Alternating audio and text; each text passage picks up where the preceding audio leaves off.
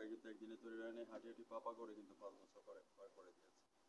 আপনি 5 বছর আগে কত টাকা ইনভেস্ট করেছেন, এখন 5 বছর পরে আপনার ইনভেস্টের সংখ্যা কত? আসলে ব্যবসাটা প্রথম দিকে একটু ভালো ছিল, ইদানিং থেকে ব্যবসায় কাজ এখান থেকে আপনারা জোটগুলি কোথায় কোথায় ডিস্ট্রিবিউটর করতেছেন? আমরা তুলে করি, তুলা করে এখানে এলাকাতে এলাকার মধ্যে বিক্রি করে দেয়। তো আপনার পরিবেশ মন্ত্রণালয়ের লাইসেন্স এটা করেন না?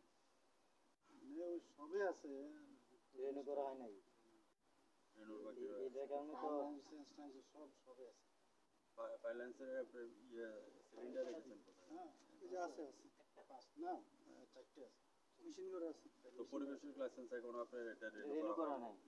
এটা রেনু না ইউনূস করার স্যার কি পিছনে বললো? কারণটা ছিল না, এটা কতদিনের মধ্যে ইউনূস করবেন? স্যার কি বললো? যেটা না করছে উনি তো অস্বীকার করতেছে যে করেন নাই। এখনো রেনু হয় এটা না। আনুমানিক কতদিনের মধ্যে করবেন চিন্তা ভাবনা আছে? আমরা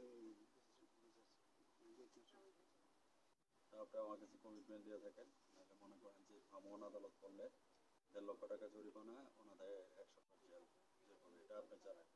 তো সেই সুবাদে আপনাকে একজন অনারেবল পার্সন হিসাবে আমরা চ্যানেল থেকে আপনাকে ধন্যবাদ জ্ঞাপন করছি।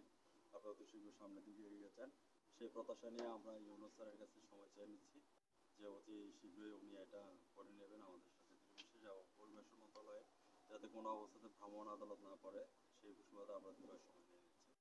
তো সেই সুবাদে আমি আপনাকে ধন্যবাদ জ্ঞাপন করছি। ভালো